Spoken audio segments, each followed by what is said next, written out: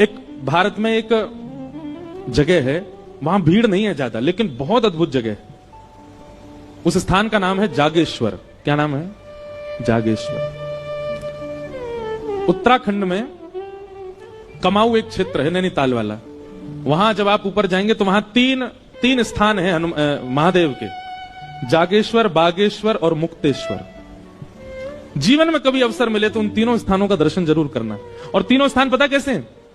मुक्तेश्वर पहाड़ की चोटी पर है, बागेश्वर समतल में है और जागेश्वर नीचे पाताल में है। और जागेश्वर स्थान जो है ना, यहां पर महामृत्युंजय का जो मंत्र है वो वहीं प्रकट हुआ, जागेश्वर। इसीलिए उनका, वहां के महादेव का नाम है जागनाथ।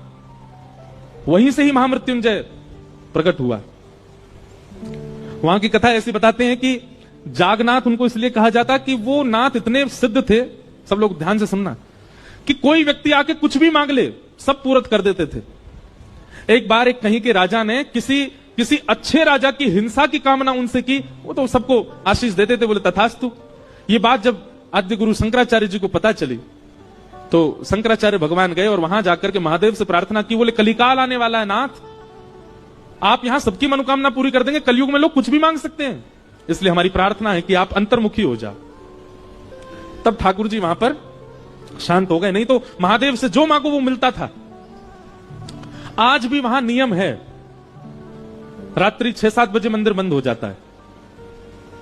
और फिर उसके बाद वहां आप देखेंगे कि दंपति, पति पत्नी अपने हाथ में दिया लिए रात भर खड़े रहते हैं।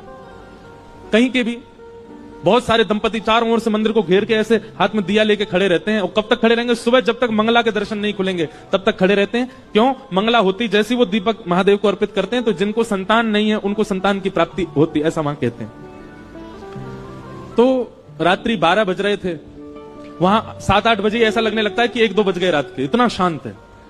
तो रात्रि 12 बजे मैं उठा, खिड़की खोली तो देखा इतने सारे दंपति खड़े थे और हाथ में दिया लिए।